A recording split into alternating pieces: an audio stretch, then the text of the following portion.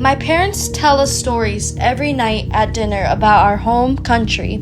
They talk about our family's farm with the goats on the side of the hill and the view of the lake.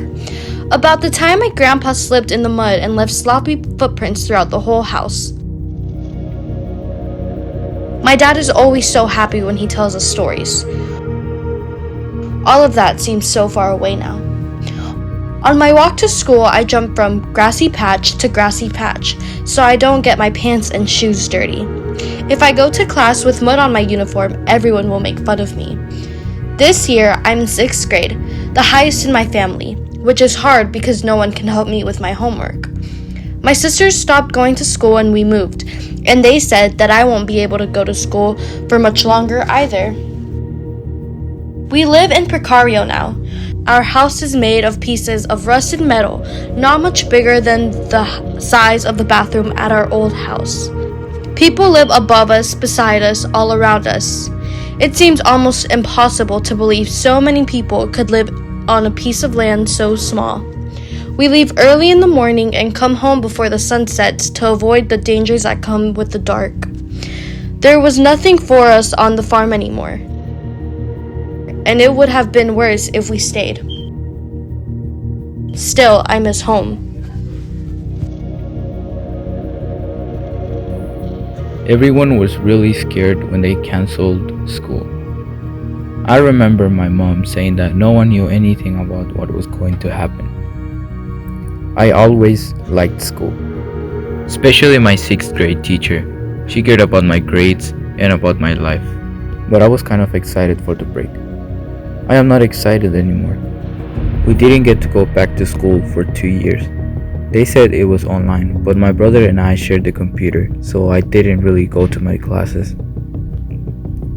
It got worse when my mom lost her job. She was so sad, and we were all so scared, so we didn't do school after that.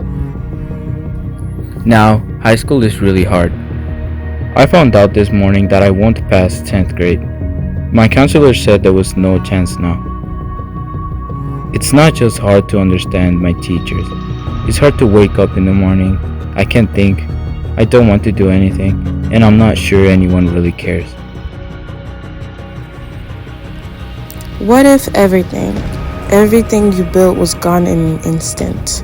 When the bomb tore through my home, my grocery store, my school, what option did we have? There was no future anymore. There was no education, no promotion, no status that could help rebuild our home and stop the violence. We were displaced, forced to flee without anywhere to go. We moved into a refugee camp. We thought it would be only for a moment, but the first year passed quickly, then the second, now the 5th. The struggles of making it day to day occupy my thoughts, and the dreams I had for my life grow increasingly dim. Growing up is hard.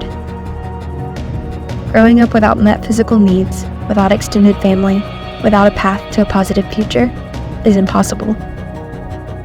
Young people all over the world face damaging and dangerous situations every day. These stories are their stories, and they are nearer to us than we know.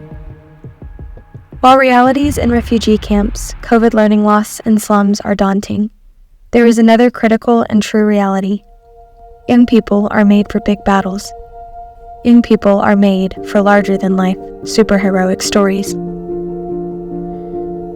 There is a movement that exists to grab hold of every young person, those who live in slums and shanties, and those who live at the end of long driveways in the suburbs.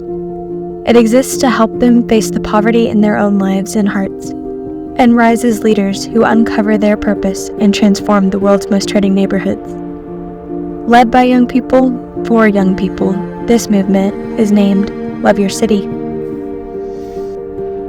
Love Your City begins with a team, many young, some not so young, The team forms out of passionate people who dream of changing the future for young people in their community. They go out into their city to find the most at-risk neighborhood, a slum, a refugee camp, a community where the future for young people is dark. As they go, they become inviters, gathering others who have a heart for change and a hunger for transformation. Churches, businesses, schools, universities, and community leaders all join in, playing their unique part in this important story. Some go as volunteers into the community to know the families behind every door. Others give to make it possible for the work to grow, to make it so that every young person and household in the community can be reached. Out of relationships with the residents, team, and volunteers, small groups and mentoring relationships form around needs and hopes from within the community. And these transformative developmental relationships lead to growth and life change. As leaders from within the community rise, so does the neighborhood, and its once present dangers begin to subside. The ecosystem for young people changes from dark and dangerous to hopeful and helpful, and futures that were once impossible become visible and near. Then it grows into the next neighborhood and the next, until every part of a city, from the most dangerous neighborhoods to disconnected churches and schools, is a thriving, effective part of the community. Love Your City works anywhere. You need only a team and a hurting community to begin.